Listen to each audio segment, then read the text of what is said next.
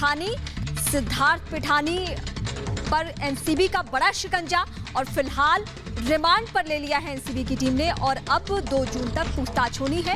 पूछताछ के जरिए कई राज एक बार फिर खोलने की कोशिश और कई चेहरों को बेनकाब करने की कोशिश। सिद्धार्थ पिठानी वो नाम जो सुशांत मामले में सुर्खियों में आया था। 5 दिन की फिलहाल एनसीबी रिमांड में है पिठानी और अब जो खतरा है वो और भी ज्यादा बढ़ते जा रहा है सिद्धार्थ पिठानी के लिहाज से। अलीशा इस वक्त हमारे साथ जुड़ी है। अलीशा का हम सीधे रुख करते हैं।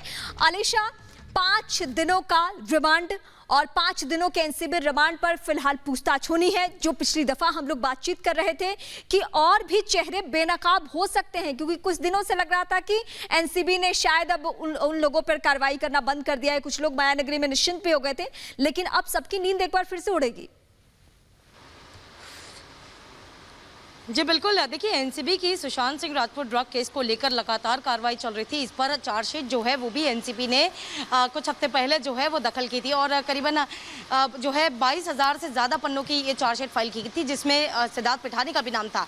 लेकिन एक बड़ी कार्रवाई जहाँ पर अब हम एनसीबी की ओर से देखते आ रहे हैं, क्योंकि कई ऐसे दस्तावेज जो है वो कोर्ट के सामने भी रखे गए। सिद्धार्थ पिठानी जो कि 26 मई को हैदराबाद से उनको अरेस्ट कर लिया गया, वहीं पर ट्रांजिट रिमांड के साथ मुंबई पर लाया गया। मुंबई में लाने के बाद उनको मुंबई के कोर्ट के सामने प्रोड्यूस किया गया। उस दौरान कई ऐसी चीजें सामने रखी गई है, जिसमें से सबसे अहम जो सीबीआई की ओर से दी गई थी, जो कॉल रिकॉर्डिंग्स हो या फिर जितने भी मैसेजेस रिकॉर्डिंग हो, जिससे साफ तौर पर रिकॉर्ड से पता चलता है कि सिद्धार्थ पिठानी जो कि एक वेल ऑर्गेनाइज सप्लाई, जो ड्रग सप्लाई, खासतौर पर जो गांजा सप्लाई के जो वेरियस ग्रुप होते हैं, उस ग्रुप में सिद्धार्थ पिठानी का इन्वॉल्वमेंट है।